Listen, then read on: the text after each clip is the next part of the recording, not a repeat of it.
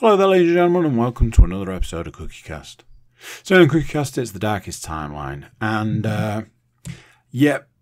more often than not, the darkest timeline's a weird podcast anyway. I'm sure anybody that's ever listened to it will agree. This was a sleep-deprived me 2 days before Christmas, trying to get the podcast out with quite a lot to talk about, and just being all over the place, so you'll have to excuse that aspect of it. There's games, movies, TV, talking about December as a whole, talking about doing Christmas activities, talking about climbing, as is the way at the moment, excitement, lack of time, all of that sort of stuff. Before we get started, please do consider like, share, subscribe and comment. Leave a review where you can leave a review. And, share the podcast around. That's the big one. That's the main one. Share the podcast around. Right, let's get started. Here we go. This is CookieCast, the darkest timeline.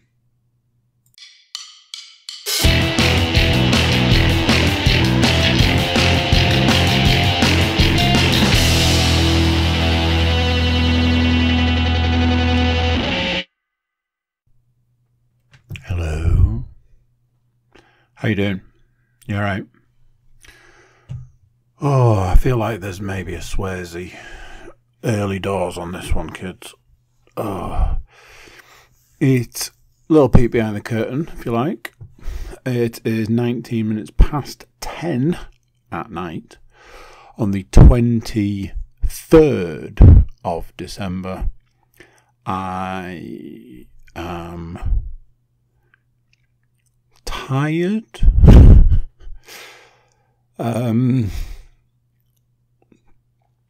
That could be an understatement somewhat. If anybody wants to look at the calendar, the 23rd of December is a Saturday. Why am I recording this podcast on a Saturday? Well, normal recording day is Monday. So, like I say, if you're looking at a calendar, you might be able to work that one out. And the smartest thing to do would be to do it tomorrow. Apparently, I'm a bit of a glutton for punishment and decide, let's do it now. That may or may not get covered in the next, what I'm sure is going to be either really long podcast or really short podcast. So let's get started. Little bit of everything. Kind of a little bit of everything. Once we get into the entertainment stuff, there is something missing, and it may or may not be the thing you expect. So,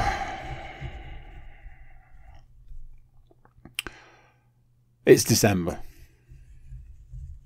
And as I'm sure a lot of you are aware, as I'm sure a lot of you can sort of, I was going to say sympathise, but understand, get on board with, agree with, is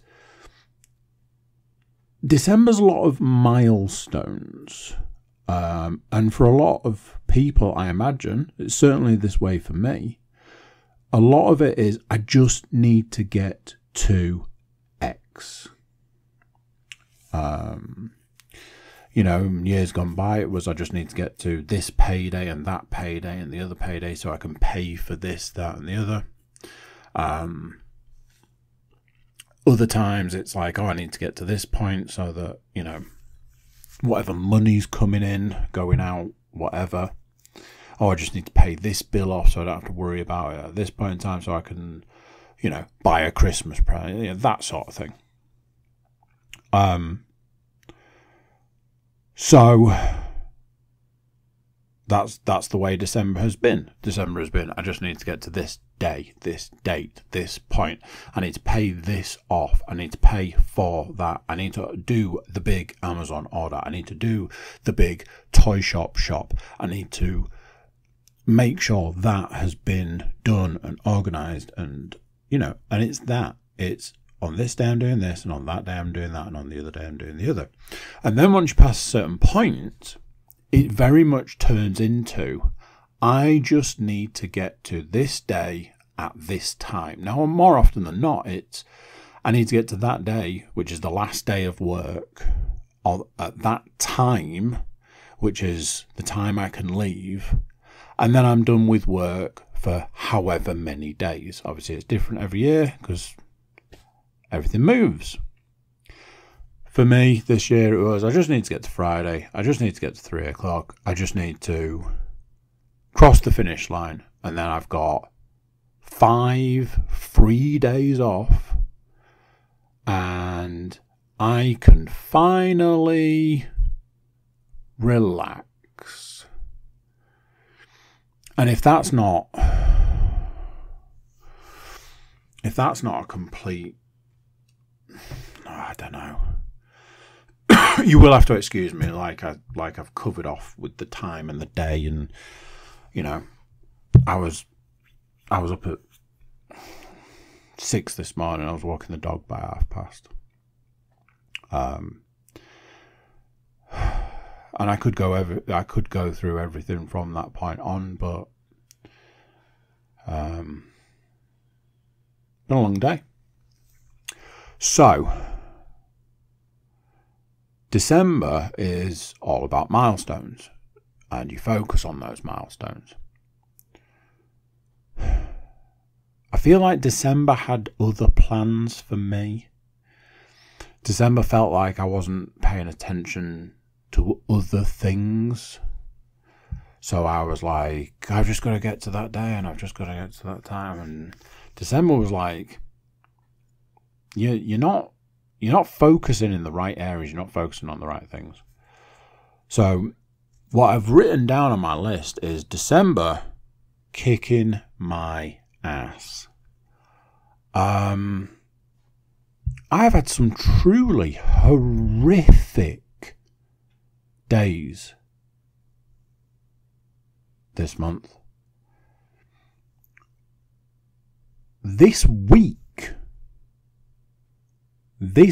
has been one of the toughest, one of the worst, one of the, I don't know what, one of the hardest weeks of my life, one of the most difficult weeks I've ever had to deal with. Certainly one of the most difficult weeks I've had to deal with in a good few years. Honestly, I'm like, I've just got to get to Friday. And then Tuesday comes around and it's like, hey, knobhead, I'm going to hit you in the face with this large fish. How do you feel about that? And I was like, well, I wasn't expecting that. Tough. Wednesday, obviously, you know, I don't work on a Wednesday, but, you know, as I like to say, I go to my other job, which is, I look after my son all day, and I do stuff with my youngest daughter, you know, like school stuff. And honestly, there were points I thought I was having some kind of nervous breakdown. There were points where I was literally borderline tearing my hair out. There were points where I was like, I have to get off this ride and I can't do this, and so on and so forth. There were points where I didn't think I could do it. And there's me like, just got to get to Friday, just got to finish work, just got to get through the rest of the week. Oh, we're nearly there. Only a couple more days to go.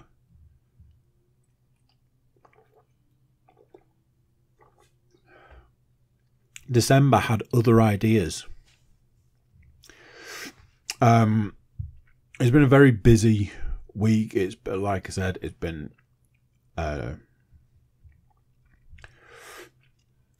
Wednesday was one of the worst days I've had in a very long time. It was a very difficult day, and I was getting through to the back end of the day, and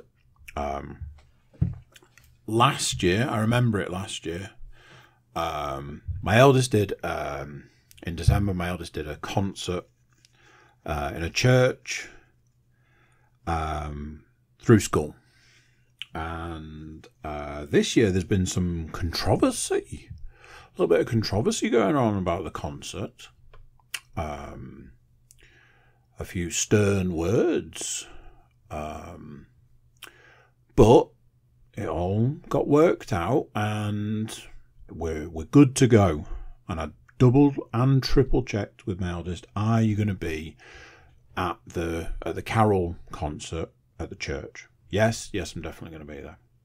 So I plan to take my youngest daughter with me, but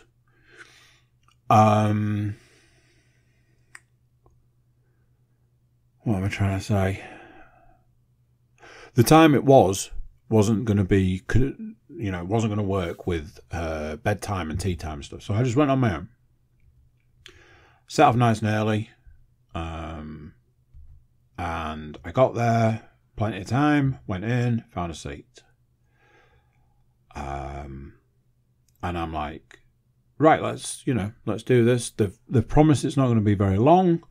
It's going to be a bit of storytelling and a bit of singing. Fine. For a while, I was like, I couldn't see my daughter. I was like, what's going on? Where is she? Sort of thing. Then I saw my middle daughter and was like, well, I'm guessing my eldest is here. I just can't see her. The concert starts and she was the first one up, and she read very, very nice, very nicely. She read nice and loud and all that, and then there was singing, and I was like, cool. And a little bit later, she had this long thing to read, which she read out beautifully clear, very eloquent. I was like, it was one of those very proud moments. Obviously, at this age, you'd hope that's what she was achieving. So, a little bit of column A, a little bit of column B. I was happy, and I was done. And honestly, at the end of what has been one of the worst days I've had in a very long time, it was kind of a nice end to the day, which kind of made the day seem in some way a little less truly awful. So it got finished early, and I'm like, this is a winner across the board.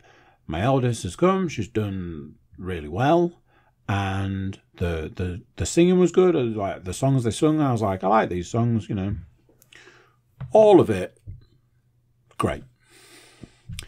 Head teacher says, I'd like to invite Father whatever his name is to come and say a few words. And I was like, I don't need this. I can leave, yeah, because I don't need that part of this process. Like, I don't remember this being a thing from last year. Can we skip this bit? I'm like, I can't get up and walk out. It'll be too obvious. I was like, I'll just have to white knuckle it. If there had been an option to get up and leave, and I had got up and left, I'd be kicking myself now, because the priest or vicar, I honestly don't know. I honestly don't know. The religious man from the church went up and spoke, and started out as you would imagine. Thanked the school, thanked the children, thanked the teachers, thanked the parents. It was a great rendition of the nativity, I guess. Pretty much standard so far, and I'm like, let's speed this one up, yeah. Let's move this one along as fast as possible, please. And then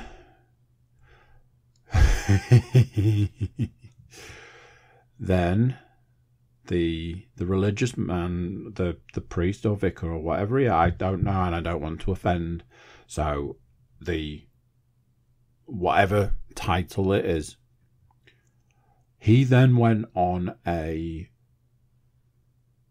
3 to 5 minute tirade. Alluded to how there are awful people in the world. No, that's not true. It came out right, completely outright, and said about how there are awful people in the world. There are people in the world that are stupid. Alluded to the pandemic being a man-made thing. And we need things like the Carol concert, so that God can get his foot in the door. And just went on this absolute tear about how awful the world is, how the world is populated by awful, stupid people, how the things that are going on in the world are terrible, and right now we need God because of just how awful everything is, because of all the awful, terrible people. And I was sat trying desperately to fit my entire fist in my mouth so I didn't start crying with laughter at full volume. I could not believe it was happening. It was the gift that kept on giving. Every time he spoke, it was something more fantastical and awful and terrible. And it's possibly one of the funniest things I've ever witnessed in my life. I was like, why? Why would you do this? Why would you choose now to do this? Why? He was absolutely barking at the moon, mental. Just absolutely crazy. It was fantastic. I am so glad that I was able to witness it. It was one of the greatest experiences of my life. And the fact that I didn't I didn't laugh. I was laughing my ass off, but I had my hands firmly clamped over my mouth. And I was just laser focused eyes on this guy, so that because I was like, if I look at someone now and they are smiling or smirking or even laughing, I will lose my shit. The fact that I managed to get through that process is a Christmas miracle, ladies and gentlemen. I walked out of there laughing, and I walked home, and I had the biggest grin on my face. I relayed everything to Leanne, and suddenly nothing in my day seemed quite that bad, even though, like I said, one of the worst days ever.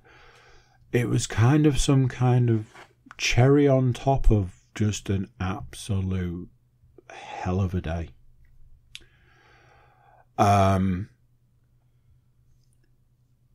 Yeah.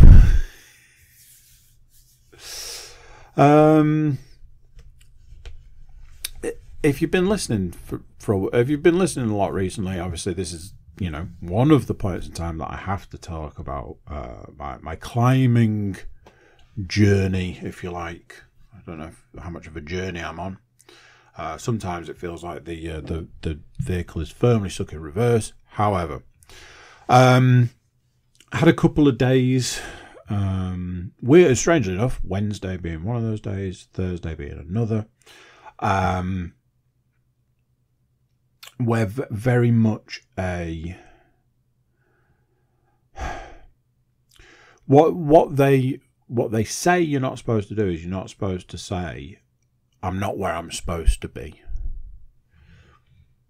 I was trying to explain to Edward on Wednesday or Thursday, doesn't matter. My whole analogy about how climbing's like golf. You go in and you have the worst round. You go and have your best round of golf ever. Shoot the lowest number you've ever had. Every stroke's perfect. You put in really well. Great. You go. Then the next time you go and play golf, it is the worst round of golf you've ever played. You snap all your clubs in half. You chuck the bag in the nearest lake, and you vow to never play again. And then the next time you go, it's the best round of golf, and so on and so forth. Climbing is the closest thing I've ever come to that's like it. You can go and you can have a really good session. You manage to do things that you weren't able to do previously. You tick off a route that you've not done before. You learn something new. You learn a new capability. You really have just a great time all around. You walk away, you feel $1 million. You can literally go the next day, which for me is sometimes, each week is basically how it goes. And you can walk away from it questioning every decision you ever made in your life. You are like, I am the worst human being ever. I can't achieve anything in my life. This is the last time I'm ever going climbing. I'm putting these shoes in the bin. I'm going to set that bin on fire. Why am I so awful? Why am I a terrible person? I should probably step in front of the nearest bus. The issue I've had over those couple of days, especially something that's coming up a lot, is the one thing they tell you that you shouldn't do. You shouldn't say to yourself, I'm not where I should be, or I'm not as good as that person, or that person's been climbing less time than me, but they're better. It's very similar to, you shouldn't ever go into the gym and try and lift what the person before you lifted, because that's how you get injured. However, there was this point, this section of time, couple of days, where I was like, I've been doing this for a while now. I feel like I should have moved on from here. Short version is I'm still doing the same colour that I started. I'm still doing the same colour I started, and that's my comfort level. And I was I've been trying to do the next colour up, but not achieving anything, not getting past the starts, or not even been able to do the starts. And I was breaking these routes into pieces and using other routes to get to, if you broke it into 4 pieces, I'd skip number 1 and go to number 2, but maybe I'd have to use a different colour to start on number 2. Go to number 3, so you need to use 2 different colours to get to number 3, and then you start, and then you don't finish, and all this sort of stuff. So there was very much this aspect, this point where I was like, I am starting to think that this might be it for me. And I know every week that I talk about this is what I'm saying. Every week I have a point where I'm saying, I think I might be done. I think this might be enough for me. I think I might maybe leave this now, let the other people in my life that are good at this, that can do this, that are progressing, get on with this, and I'll leave them to it. Not a great feeling. I will come back to talk about this in a bit, but for now, just bear in mind that was Wednesday/Thursday. Like I was saying before, one of the things in December is that you are trying to get to a particular point in time. Now then, for me, it was I need to get to Friday so I can finish work, and then I can enjoy 5 days of not working. And one of those days is Christmas Eve, one of those days is Christmas Day, one of those days is Boxing Day. You'd think 3 days to max and relax. No, absolutely going to be the 3 most stressful days, certainly this year. Let's put it that way. One thing that I was very much aware of, there's this phenomena of if you are working towards a certain point in time, especially if it's a break, you're working towards a holiday, you're working towards time off work, you're working towards just an extended time of not doing what you've been doing, that is the one time where you are going to run the risk of getting ill. It's a phenomena. It is an actual thing. If you want, you can look up the science of it. It's largely to do with adrenaline. And if your adrenaline is high, stops you from getting unwell. And when the adrenaline drops, that's when your body is open to germs and essentially stops fighting any germs. I am not a scientist, and that was a terrible explanation, but the core theory is there.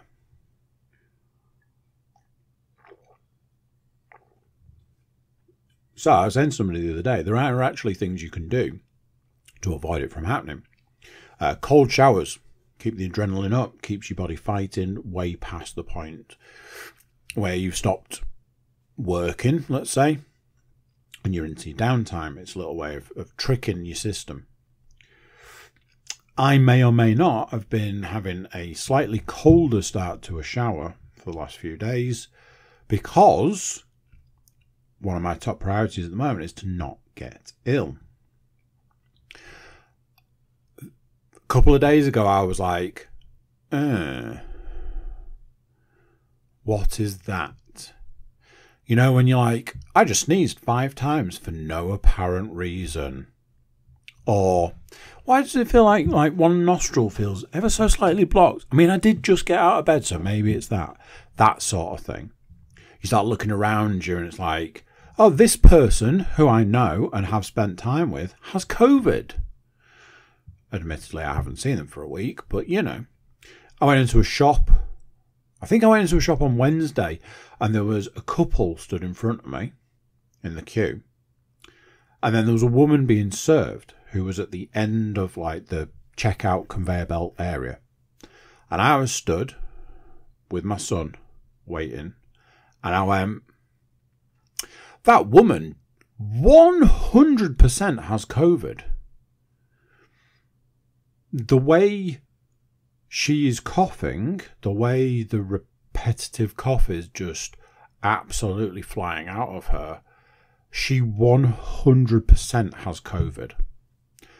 Why is she out? Why is she in the shops? And why is she trying to give everybody in the vicinity COVID? She got served, she walked away. The guy working the till said to the 2 people that were in front of me and the next 2 people in the queue, can you just give me 1 second?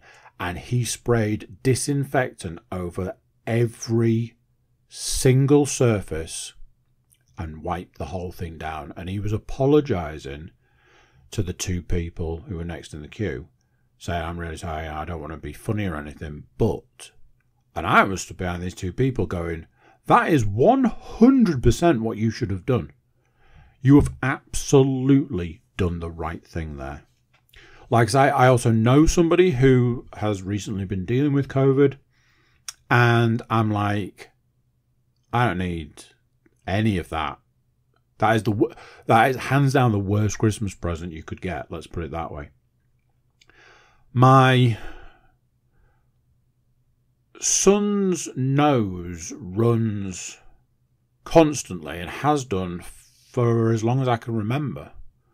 My youngest daughter loves a good germ, and both of my older 2 children rock up to regale me with how many different germs they're carrying, and I'm literally like I always say at times like this, dodging germs like Neo's dodging bullets in the Matrix. Anything, any twinges, any pains, any tickles, any was it yesterday morning when I went out for a run, I had this horrible headache and I was like, could be a migraine, could just be a headache, or if you're thinking about some of the symptoms of certain illnesses out and about, Honestly, it's up there on my list of priorities. Do not get ill for Christmas. There was a point today, got my son up from his nap. He was having a full-scale meltdown, which eventually turned into, I think you're going to be sick. He was coughing and coughing and coughing, but it wasn't like he was coughing because he had a cough. It was like he was coughing because he was trying to be sick. And I'm just like, what the hell is that? So yeah, that's been fun. Just trying desperately to dodge. I'm like, I turn away at one point, I turn back, and I'm like, have you wiped your nose on me? And then, yeah, my children come in like, I'm coming to give you a hug, I'm probably coughing your face. It's like, can you not? Something I've already covered, but I did write down. It was just this complete lack of time. A couple of days ago, I looked at the upcoming days, and I said, we are here at this point here. Christmas is here at this point here. In between, it was basically 4 days. I was saying to Leanne, I was like, I'm looking at the time that we've got left, and I'm looking at what we need to get done in that time, and the two don't match. And I ain't talking the good version where you've got a little bit of stuff to get done in a lot of time. I am obviously talking about the other version. I know it's a stressful time of year. I know it's a tiring time of year. It's very exhausting, and so on and so forth. Honestly, at this point, the only question I have is why? Christmas has been a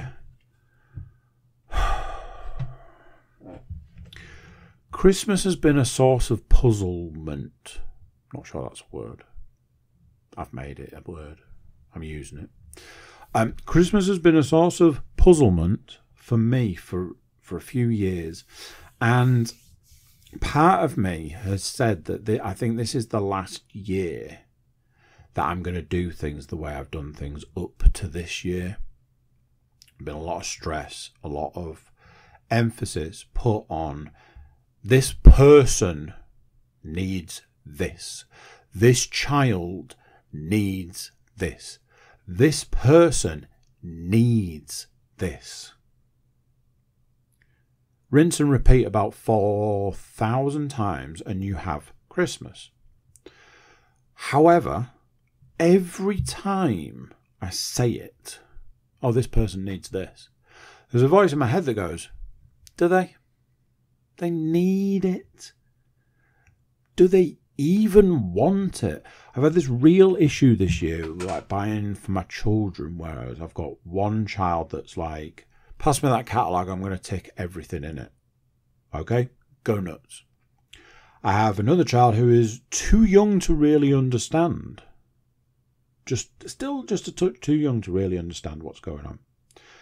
I have another child who's like, hey, I want some stuff for Christmas. It's this, and this. And I'm like, cool. That's you sorted.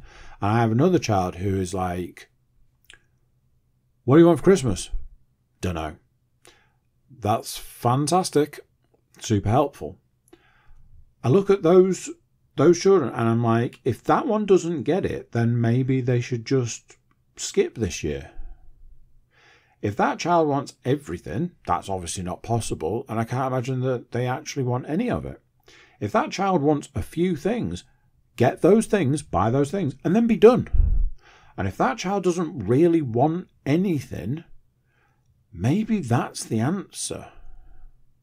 And believe me, I've done the so you're going to be happy come Christmas morning with nothing to open. Well, no. Okay, so what do you want? Don't know. Cool. there's a big part of me that wants to take the money that I have spent at this point in time and just not necessarily donate that money, because there's a part of me that doesn't believe in that. And what I mean by that is I don't believe all charitable donations go where they're supposed to, and that really irks me.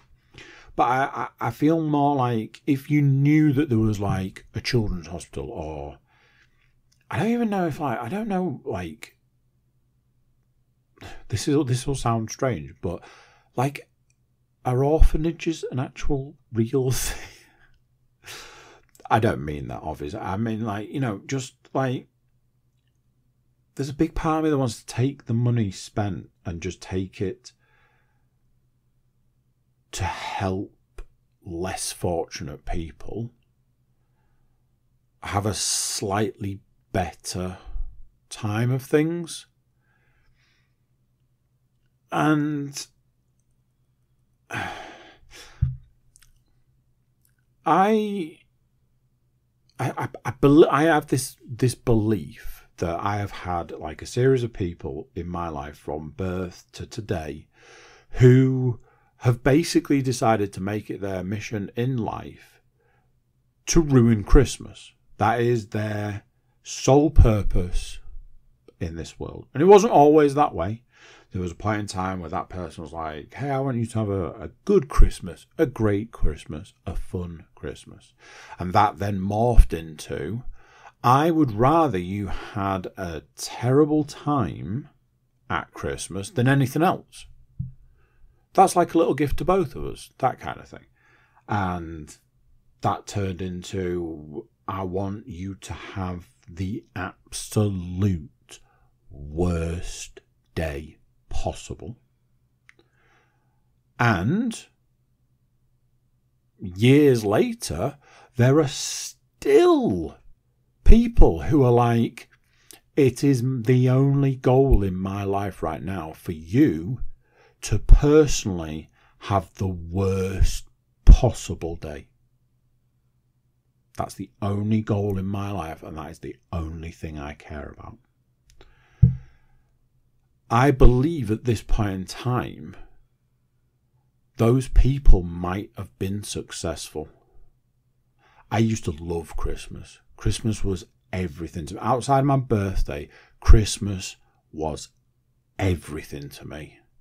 And I don't know if it's like some kind of like, because it was something that made me happy and brought me joy and excited me, whether that wasn't okay for those people. And those people were like, yeah, I'm not down with that. I think the goal has been achieved. I look at every aspect of Christmas now and I'm like, is it the absolute worst, or is it just me? And what makes it even worse than that is, as I say to people nowadays, well, I've got 4 kids, so I have to fake it till I make it. And there's that tiny little part of me that's like, ooh, I'm excited for Christmas. And then, piled on top of that, is all the rest of it. So,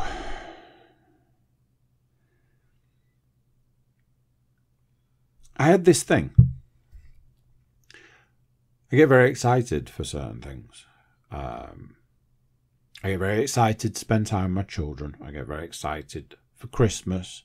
And you put those two things together, and I get very excited to spend time with my children at Christmas.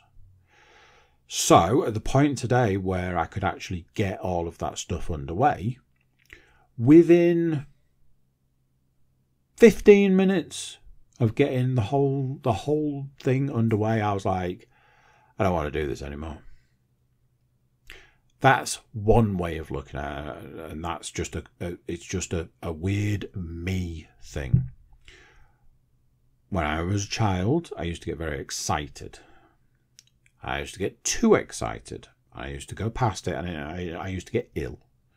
It's a very strange thing, and I am aware of that, but that's how it was. I think this is the grown-up version. I say grown-up in the loosest possible terms. obviously. But I think this is the grown-up version.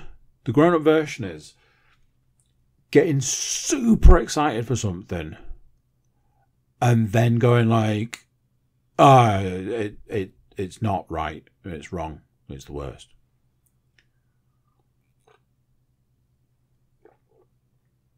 Found myself at one point today having to take a moment. I think I had 3. Did I have all 3? Did I have 3 of 4 children at that point in time? And they were happy playing. And I was happy holding my head in my hands going, for a good solid 5 minutes. I managed to pull myself out of it and pull myself round, move on, crack on. But yes, it's been strange. Also, something that's super fun, and if you've never tried it before, you want to give this one a whirl. 2 days before Christmas, ask all of your children what they've asked Father Christmas for, and wait for the one child that turns around and says, I want this. And you go, I'm sorry, what? I want this for Christmas. That wasn't on your list. What do you mean you want that for Christmas? Yeah, that's what I want for Christmas. It wasn't on your list, though. Oh, no, I didn't ask for it. I just thought about it.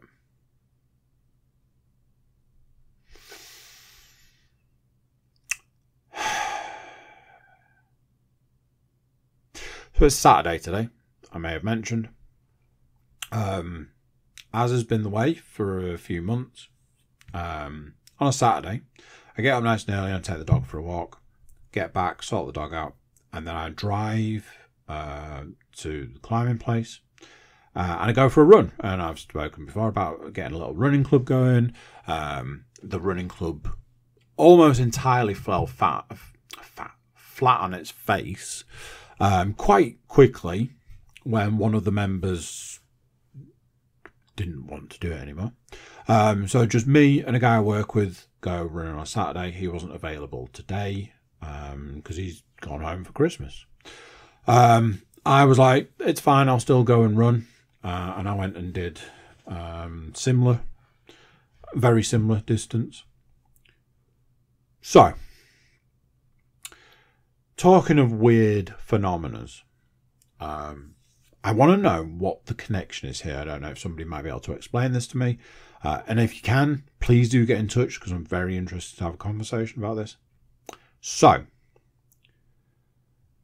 when I go and run, I ran for nearly an hour today and did 4.5 miles, which I'm sure is not very fast. I'm not saying, that's not what we're talking about. I get back, I've got 15 minutes before the climbing place opens, so I go and grab a coffee to take with me. I go and stand, drink my coffee, get my climbing stuff ready, go in, get changed, which is just shoes, take a jacket off, take a hat off, etc. Chalk up, go and climb. Now then, obviously I was saying that I've been struggling, not where I'm supposed to be, not where I'm at, all this, that and the other. Something I've noticed on a Saturday morning, having been for a run and being expecting to be completely exhausted, and I've had a couple of issues previously where I've run for me, a long distance, then I've tried to run and gone, ooh, body's a bit wobbly. This is not what we're talking about. I have achieved certain things on a Saturday morning that I would have never achieved on other days, on other mornings. And I presume it's to do with the release of endorphins, which either makes you feel like you've got more confidence, makes you feel more capable, makes your mood lighter, which means that you feel more able to do stuff. I don't know what it is, but I went into the climbing place this morning and just started banging out climbing routes. Achieved one today that I'd not been able to do previously. I tried the brand new set straight off the bat, which is something I wouldn't normally do. Doing the ones that are the colour I do and the next one up. And then I just went off and found, like, I was like, I've not climbed this, or I've not achieved this, or I've not done this. Went, gave it a go, gave it a good shot, sort of thing. But yeah, I'd like to know what the connection there is. And I might have hit it on the head with the whole endorphin thing. But if somebody can tell me a reason, please do get in touch. I'd be very interested to have a conversation about that. Something to end the week section on. A truly bizarre situation. And it's a little embarrassing, so I thought it'd be a fun way to finish.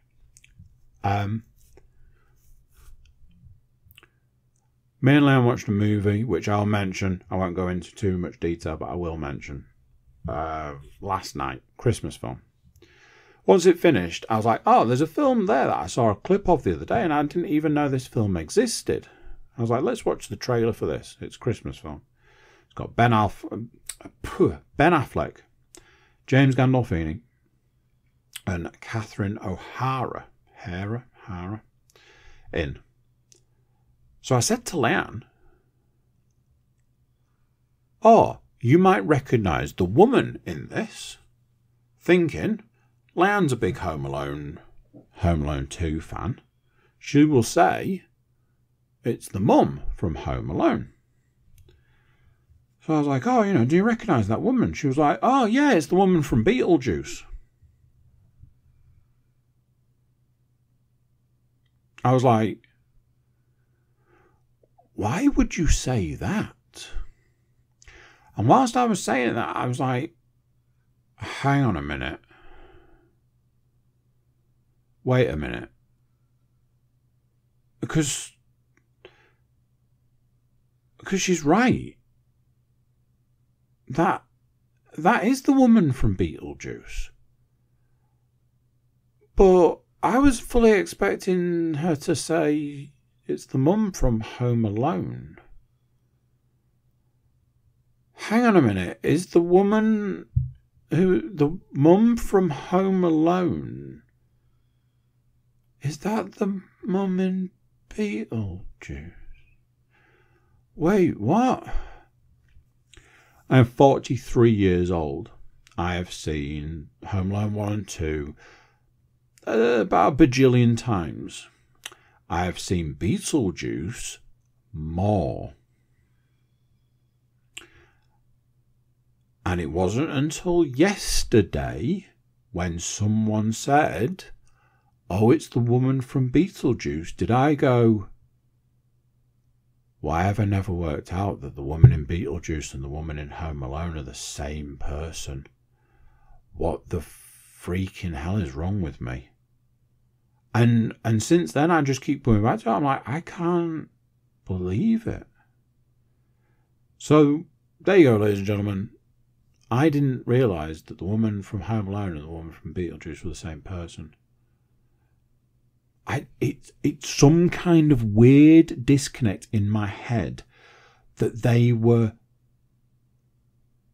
different people, while simultaneously, now that it's been put in front of me, I'm like, well, it's absolutely the same person. But because those two films, franchises, however you want to refer to them, are so completely far apart, I was never going to be able to put those two things together, and it has freaked me out. Like, proper freaked me out.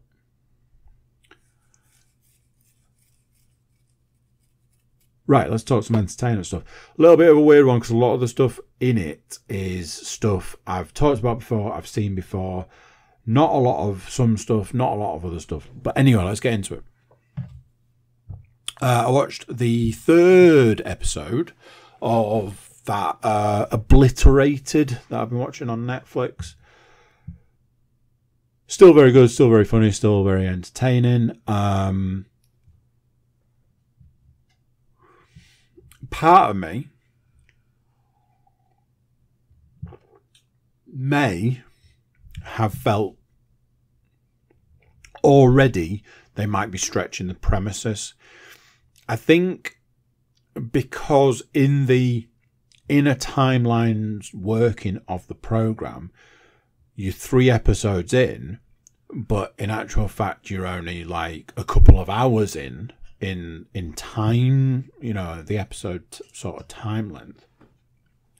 But because you're 3 episodes in, it feels like 3 days or 3 nights or whatever. It feels like a long time. So when they're like, oh, these drugs are really kicking in now, man. You're like, you took those drugs 2 episodes ago. They wouldn't be affecting you now. But then you're like, oh, well, hang on a minute. If it's only, an hour of time has passed, or even 2 hours of time has passed, then yeah, I can see what you mean. So there's that kind of weird disconnect. But what I will say is this. A character's turned up. One of the guys has taken, I won't say what, but a hallucinogen, and has now started hallucinating like a goblin character that is CG. But it's voiced by Jason Mantzoukas, which, as we know from experience of anything ever, the moment you add Jason Mantzoukas to it, you instantly turn that dial all the way up to 11 and beyond. So that has been super fun, super cool, super whatever. Honestly, it's a show that I will continue to watch.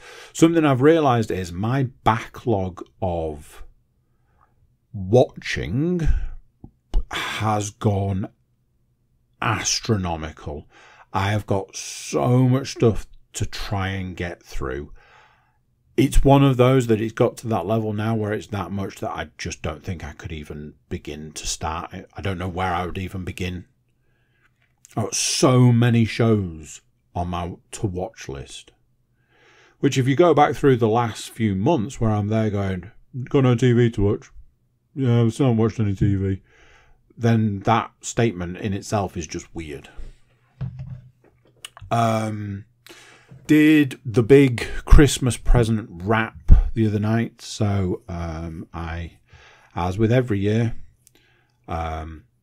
put Richard Pryor's Live on the Sunset Strip. As every year comes and goes, it will always, it'll always be part of my Christmas routine.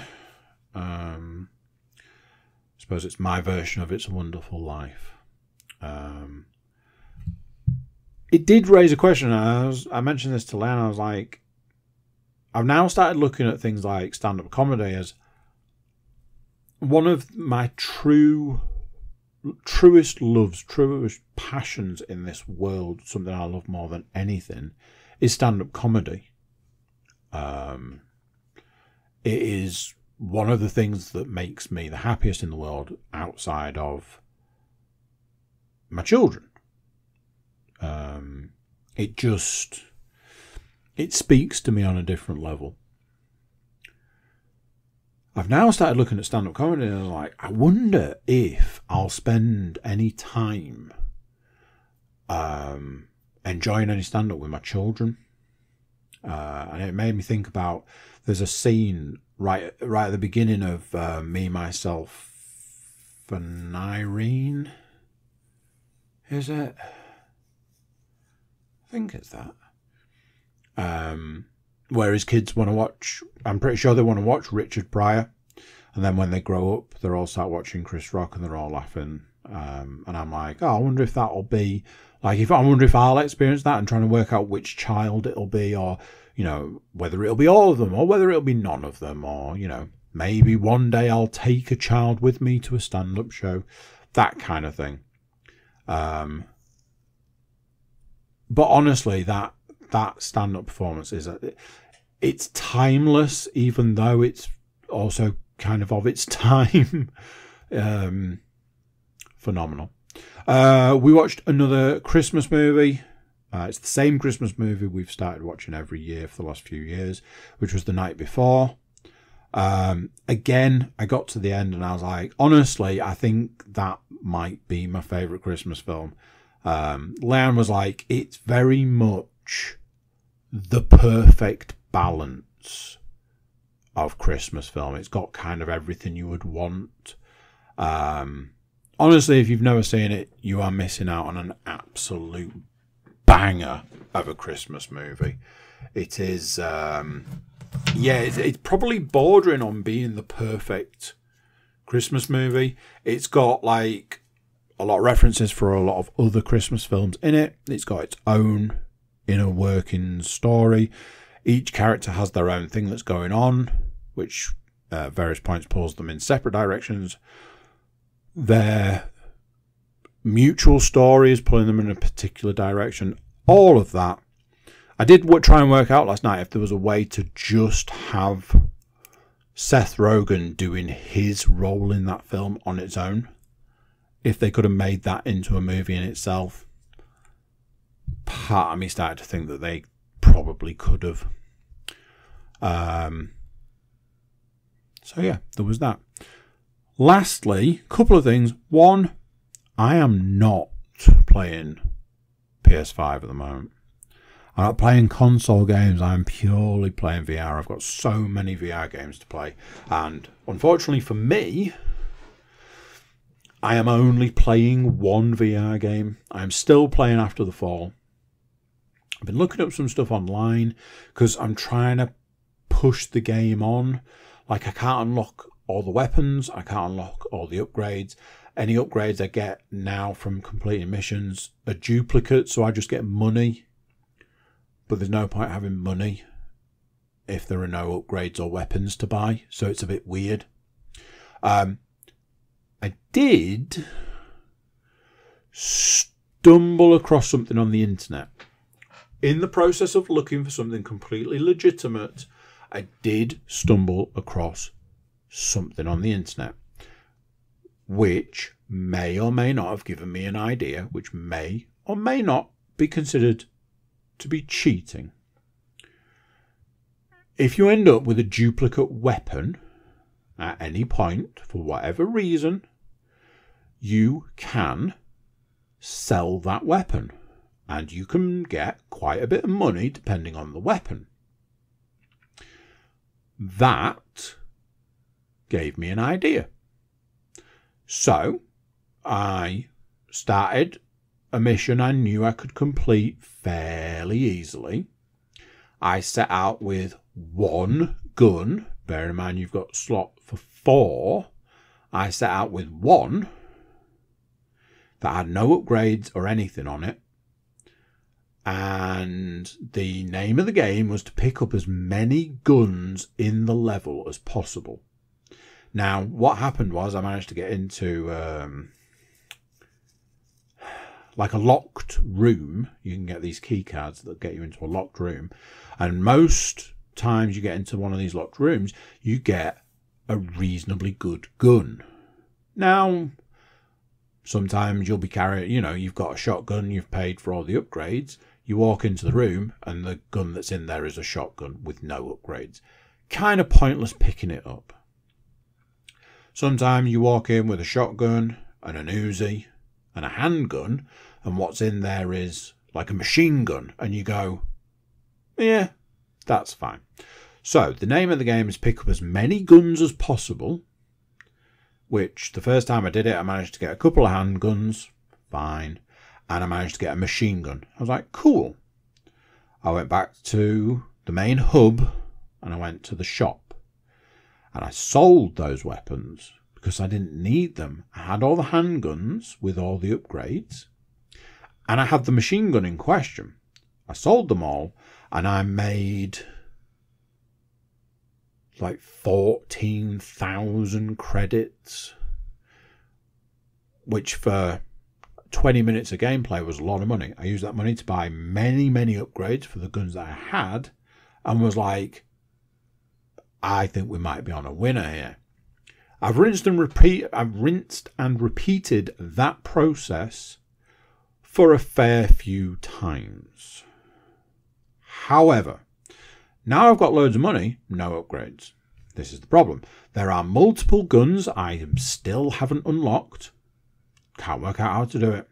And there are still many upgrades. And I mean many upgrades. Still can't get them. So, back to the internet I went. And the internet said you have to complete all of the missions to be able to unlock all of the weapons. I have been systematically trying to do all the missions, found that there was 2, 3, 4 missions that I'd not even tried because they're from the DLC, which I didn't realise, but I got the DLC for free when I bought the game. Cool beans, crack on. At this point in time, I believe I have done all the missions and still have not unlocked all the weapons. There was a point in time where I could have picked up a revolver from one of these rooms with the key cards, and I didn't. And I've regretted it ever since because never been able to get it and I haven't unlocked it. Did one the other day, picked up a couple of revolvers, cool beans, take them out of the mission, back into the safe, into the shop.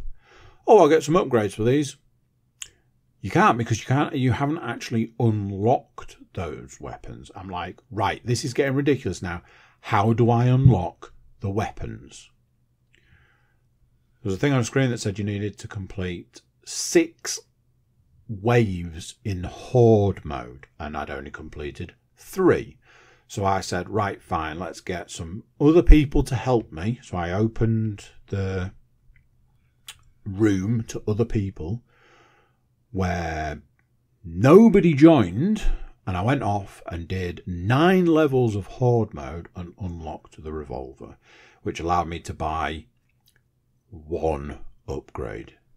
Because obviously I haven't unlocked any upgrades because I didn't own the revolver previously. That is how the game is going at the moment. What I can tell you is this. In 2 days' time, I will unlock 5 new VR games.